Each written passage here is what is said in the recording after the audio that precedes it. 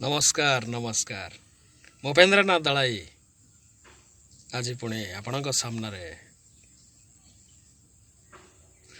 आज एक विशेष टॉपिक रही एक इंटरेस्टिंग एवं समस्त को देखला भली किसी कथा और हरेब किसी व्यथा। आज टॉपिक सत्ययुग आसबार द्वितीय सोपान। आज देखा द्वितीय सोपान केमती सत्ययुग आसब। आम पूर्वर आलोचना करिछु जे मनुष्य बंचिबा बढ़िबा ईश्वर आवश्यकता अच्छे।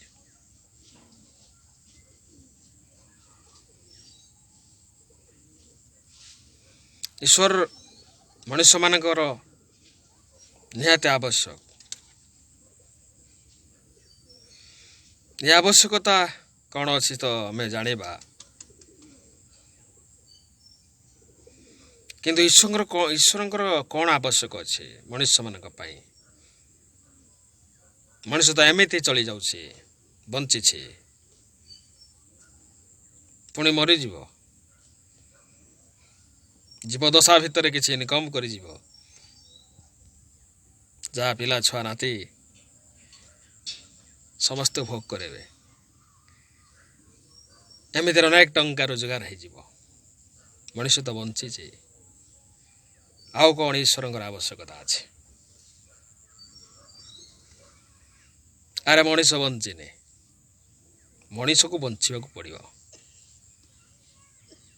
मनीष से मनीष बंची जी सब बड़े सुखरे अच्छे केबे भी तार मन दुख ना केबे भी तार मनर निराशतार चिन्ह ना। से वीर पुरुष सब बड़े हस कांद ना ता जीवन में दुख ना किंतु एमती मनुष्य ना आज समाज रे जे ता देहर सुख अच्छी प्रत्येक मनुष्य आज दुखी से थिला वाला हो नथिला वाला हो से धनी हो गरीब हो से शिक्षित हो अशिक्षित हो से सरकारी चाकरिया हो कि बेकार हो आज मनुष्य सब दुखी सुख का मुहरे ना हस का मुहरे ना हस केमती आज चली जाइए। मनीष धनी हो गले कि टंका रोजगार करगले जे तार सुख है से ठीक नुह ना ता मन अनेक दुख आ समस्त दुखी मनीष नभश्चुंबी अट्टालिका कर लोक पचार भाई तुम्हें सुखरे अछ से कह ना मो दुखरे अच्छी कारण ता परिवार किछि ना किछि प्रॉब्लम थिबो किंबा निज देहर प्रॉब्लम थिबो रोग थिबो। आज विशेष टंका रोजगार करथिबा लोक अनेक अछन्ते किंतु सुखरे खाई पारु नांते समान को रोगग्रस्त करिछि ए शरीरटा ते रोगग्रस्त हिछि जे समान खाई पारु नांते जंत्रणा रे छटपट होउछन्ते समान पाखरे सुख नाही पैसा अच्छे सुख ना मनीष को बंचो खेले तीन टा जिनस दरकार खाद्य वस्त्र बासगृह मिनिमम जड़े रही पार गोटे मिनिमम घर भितर आ मिनिमम खाद्य जी खाइबा कथा मनीष खाइब आउ वस्त्र तो पिंध मिनिमम ये तीन टा हेले मनीष बंची जीव। तेणु अत्यधिकर आवश्यकता जदिओ ना किंतु अत्यधिक हेले भी समान मध्य सुख नहीं दुखर परिप्रकाश अशांति दावान्नल कष्ट जंत्रणा ଏସବୁ ରହିଛି। ଏସବୁର ଯିଏ ଊର୍ଦ୍ଧ୍ୱରେ ସେ ସୁଖୀ ମଣିଷ। ତା ଦେହରେ ରୋଗ ନାହିଁ, ଟଙ୍କା କମତି ଯୋଗୁଁ ସେ ଅନୁଶୋଚନା କରେ ନାହିଁ, ଯେତିକି ଅର୍ଥ ସେତିକିରେ ସେ ଚଳିବାକୁ ଚେଷ୍ଟା କରେ, ହସ ଖୁସିରେ, ମନରେ ଦୁଃଖ ନାହିଁ, ଯନ୍ତ୍ରଣା ବି ନାହିଁ, ସତ୍ ମାର୍ଗରେ ଚାଲେ, ସରଳ ଏବଂ ସାଧୁ ହିସାବରେ ତା ଜୀବନଶୈଳୀରେ ସେ ଅବଲମ୍ବନ କରେ, ସେ ସୁଖୀ ଲୋକ। ଯଦି ମଣିଷ ଜଣେ ସୁଖୀ ହେବା ପାଇଁ ଚାହିଁବ ତାହେଲେ ଇଏ ରୋଗ ଦାଉରୁ ତାଙ୍କୁ ମୁକ୍ତ ହେବାକୁ ପଡ଼ିବ, ଯନ୍ତ୍ରଣା ଦାଉରୁ ତାଙ୍କୁ ମୁକ୍ତ ହେବାକୁ ପଡ଼ିବ। ସେ ସୁଖ ସ୍ୱଚ୍ଛନ୍ଦରେ ଆନନ୍ଦରେ ରହିବ। ତ ମଣିଷକୁ ନିରୋଗ କରିବ କିଏ? ମଣିଷ ତ ରୋଗଗ୍ରସ୍ତ ହେବ ନା। ମଣିଷ ମୃତ୍ୟୁ ମୁଖରେ ପଡ଼ିବ,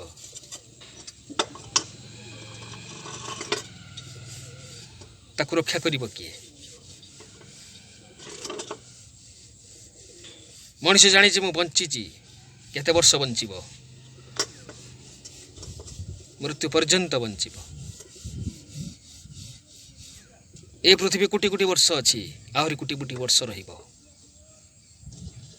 କିନ୍ତୁ ମୁଁ ଆସିଛି କ'ଣ ଏଇ 100 ବର୍ଷ ପାଇଁ, 50 ବର୍ଷ ପାଇଁ, 60 ବର୍ଷ ପାଇଁ? ତାପରେ ମୋର ସ୍ଥାନ କେଉଁଠି?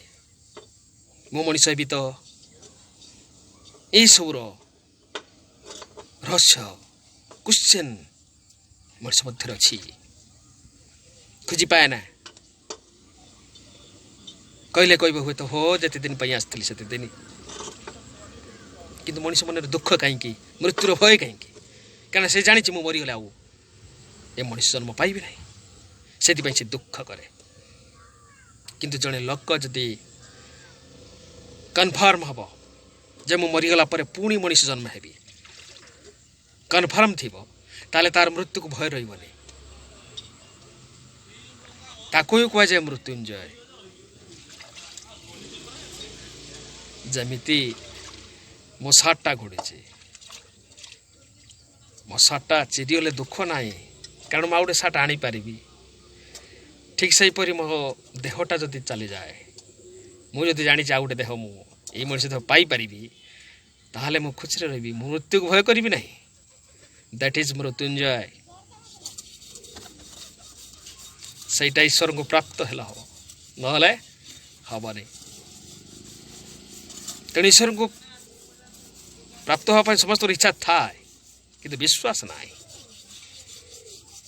ଈଶ୍ୱର ଅଛନ୍ତି ବୋଲି ତ ହେତୁବାଦୀ ମାନେ ବିଶ୍ୱାସ କରନ୍ତିନି। ଆଉ ସାଧାରଣ ଲୋକେ ବିଶ୍ୱାସ ଆଣିବେ କେଉଁଠୁ? ସେମାନେ ଯେ ଦେଖିନାହାନ୍ତି, ସେମାନେ ଯେ ଜାଣିନାହାନ୍ତି, ସେମାନେ ଯେ ଅନୁଭବ କରିନାହାନ୍ତି, ତେଣୁ ଜାଣିବେ କେମିତି? ବିଶ୍ୱାସ କରିବେ କେମିତି? ତେଣୁ ସେମାନଙ୍କୁ ଆଜି ଜଣାଇବାକୁ ପଡ଼ିବ, ଈଶ୍ୱରଙ୍କୁ ଜଣାଇବାକୁ ପଡ଼ିବ। ଈଶ୍ୱର କିଏ ଚିହ୍ନିବାକୁ ପଡ଼ିବ ଏବଂ ତାଙ୍କ ସ୍ୱରୂପକୁ ଦେଖିବାକୁ ପଡ଼ିବ। ଈଶ୍ୱରଙ୍କୁ ଯିଏ ଜାଣିନାହିଁ, ଯିଏ ଚିହ୍ନି ନାହିଁ, ଯିଏ ଦେଖି ନାହିଁ, ସେ ବିଶ୍ୱାସ କରିବ କେମିତି? ମୁଁ ଯଦି ଗୋଟେ ଜିନିଷକୁ ଆଜି ପର୍ଯ୍ୟନ୍ତ ଦେଖି ନାହିଁ, ମୁଁ ତାକୁ ବିଶ୍ୱାସ କରିବି କେମିତି? ମୁଁ ଦେଖିଲେ ତ ବିଶ୍ୱାସ କରିବି, ମୁଁ ଅନୁଭବ କଲେ ବିଶ୍ୱାସ କରିବି। ମୁଁ ଯଦି ଦେଖିପାରିବିନି ଆଉ ଛୁଇଁପାରିବିନି, ତାହେଲେ ମୁଁ ସେଟାକୁ ବିଶ୍ୱାସ କରିବି କେମିତି? ଲୋକ କହିଦେଲେ କ'ଣ ମୁଁ ବିଶ୍ୱାସ କରିଯିବି? ନାଇଁ, ମୋତେ ଦେଖିବାକୁ ପଡ଼ିବ। ଠିକ୍ ସେଇଭଳି ଈଶ୍ୱରଙ୍କୁ ଦେଖିବାକୁ ପଡ଼ିବ, ଈଶ୍ୱରଙ୍କୁ ଜାଣିବାକୁ ପଡ଼ିବ, ଚିହ୍ନିବାକୁ ପଡ଼ିବ, ତାପରେ ଦେଖିବାକୁ ପଡ଼ିବ। ଆଗେ ଜାଣିବା, ଚିହ୍ନିବା, ତାପରେ ଦେଖିବା। ନ ଦେଖିଲେ, ଅନୁଭବ ନ କଲେ ବିଶ୍ୱାସ ଆସିବନି। ତେଣୁ ଈଶ୍ୱରଙ୍କ ପାଇଁ ଗୋଟେ ମାର୍ଗ ଅଛି, ଦେଖିବା ପାଇଁ, ଯିବା ପାଇଁ ତାଙ୍କ ପାଖକୁ ଗୋଟେ ପ୍ରଶସ୍ତ ମାର୍ଗ ଅଛି, ଗୋଟିଏ ମାତ୍ର ମାର୍ଗ। ସେ ମାର୍ଗରେ ଯିବାକୁ ପଡ଼ିବ, ବିଭିନ୍ନ ମାର୍ଗ ନାହିଁ। ଆଜି ପର୍ଯ୍ୟନ୍ତ ସେ ମାର୍ଗ ବିଷୟରେ କେହି କହିନାହାନ୍ତି, କାରଣ କେହି ଜାଣିନାହାନ୍ତି।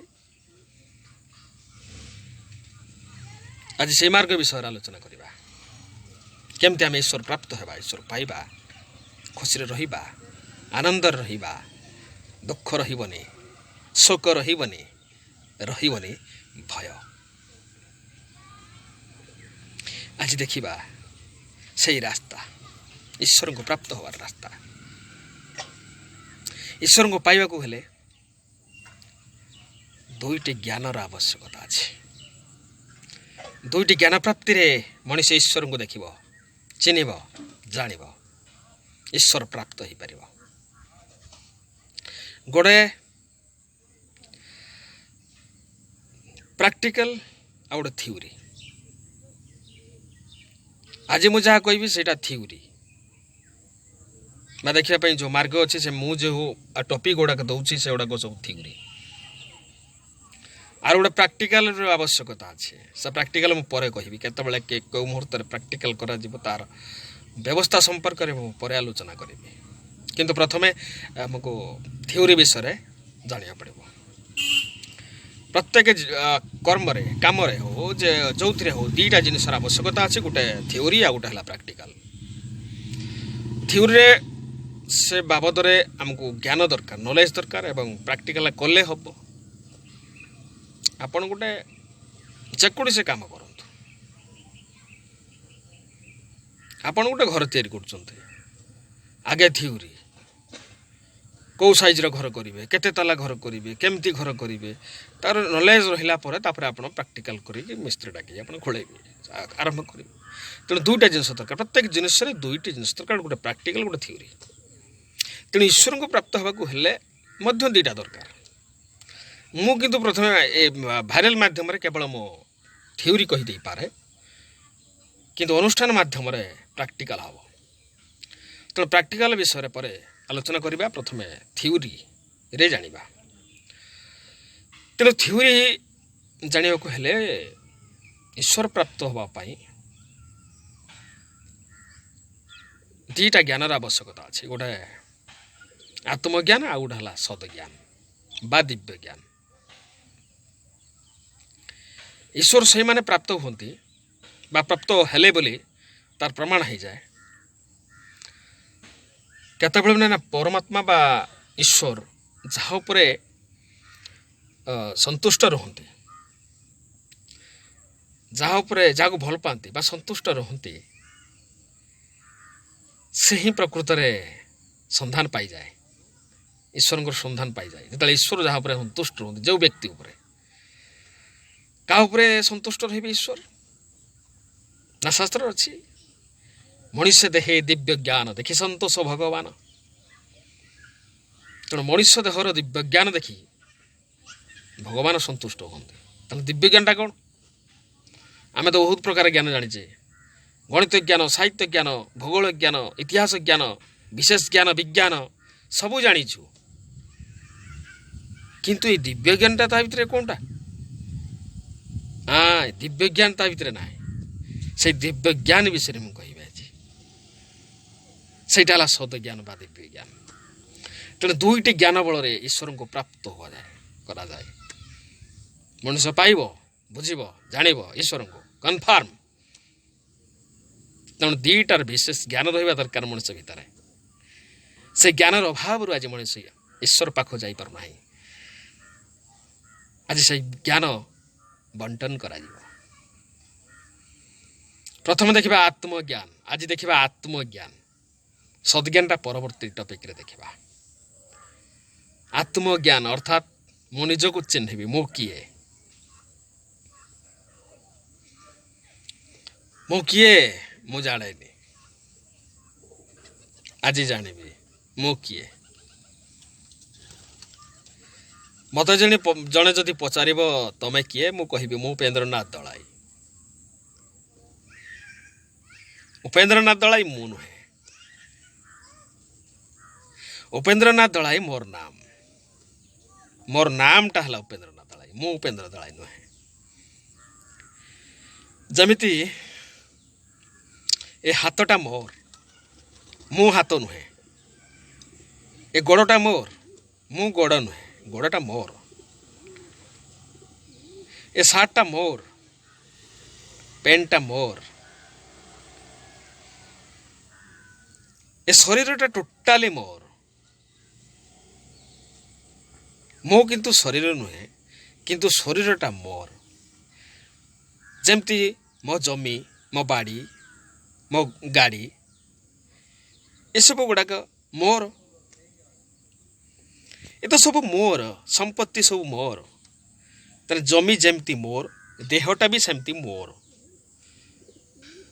ତାର ଜମି ଇଜ୍ ଇକ୍ୱାଲ୍ ଟୁ ଦେହ ଇଜ୍ ଇକ୍ୱାଲ୍ ଟୁ ସାର୍ଟ।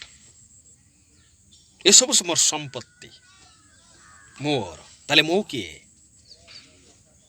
ହୋଇଯାଏ। ମୁଁ କିଏ?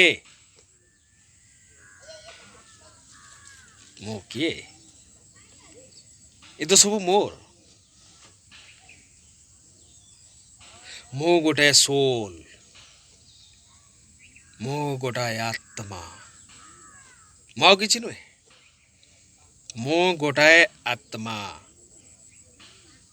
ଯେମିତି ମୋ ଦେହ ଏ ସାର୍ଟଟାକୁ ପିନ୍ଧିଛି, ମୋ ଦେହଟା ଲୁଚିକି ରହିଛି, ସେମିତି ମୋ ଯେଉଁ ଆତ୍ମାଟା ମୋ ଏ ଶରୀରଟାକୁ ପିନ୍ଧିଛି। ସେଥିପାଇଁ ମୋ ଆତ୍ମା ମୋତେ ଦେଖାଯାଉ ନାହିଁ। ମୁଁ ଯେ ମୋ ଆତ୍ମା ମୁଁ ଦେଖିପାରୁନାହିଁ। ଏ ଶରୀରଟା ମୋତେ ଘୋଡ଼ାଏ ଯେ ରଖିଛି, ତେଣୁ ମୁଁ ନିଜକୁ ଦେଖିପାରୁନାହିଁ। କିନ୍ତୁ ମୋ ଆତ୍ମାକୁ ଚିହ୍ନିବା ପାଇଁ ମୋତେ ଗୋଟେ ଫିଗାର ଶରୀର ଦିଆଯାଇଛି, ମାନବ ଶରୀର, ମଣିଷ ଶରୀର। ଏହାଦ୍ୱାରା ମୋତେ ଅନ୍ୟ ଲୋକମାନେ ଦେଖିପାରିବେ ଯେ ଇଏ ହେଉଛି ଉପେନ୍ଦ୍ରନାଥ ଦଳାଇ। କିନ୍ତୁ ମୁଁ କିଏ? ମୁଁ ଗୋଟେ ଆତ୍ମା, ମୁଁ ଦେଖିପାରିବି ନାହିଁ, ବା ଅନ୍ୟ ଲୋକ କେହି ଦେଖିପାରିବେ ନାହିଁ। ଦେଖିବେ ଗୋଟେ ଫିଗାର। ତେଣୁ ଆଜି ଜାଣନ୍ତୁ ମୁଁ କିଏ? ମୁଁ ଗୋଟାଏ ଆତ୍ମା। ପରବର୍ତ୍ତୀ ସମୟରେ ଦେଖିବା ସଦ୍ଜ୍ଞାନ କ'ଣ ବା ଦିବ୍ୟ ଜ୍ଞାନ କ'ଣ। ଆଜି ଦେଖିଲେ ଆତ୍ମଜ୍ଞାନ। ମୁଁ ନିଜକୁ ଚିହ୍ନିଲି ଆଜି। ମୁଁ କିଏ? ମୁଁ ଜଣେ ଆତ୍ମା। ଆଜି ଏତିକି ରୁହନ୍ତୁ।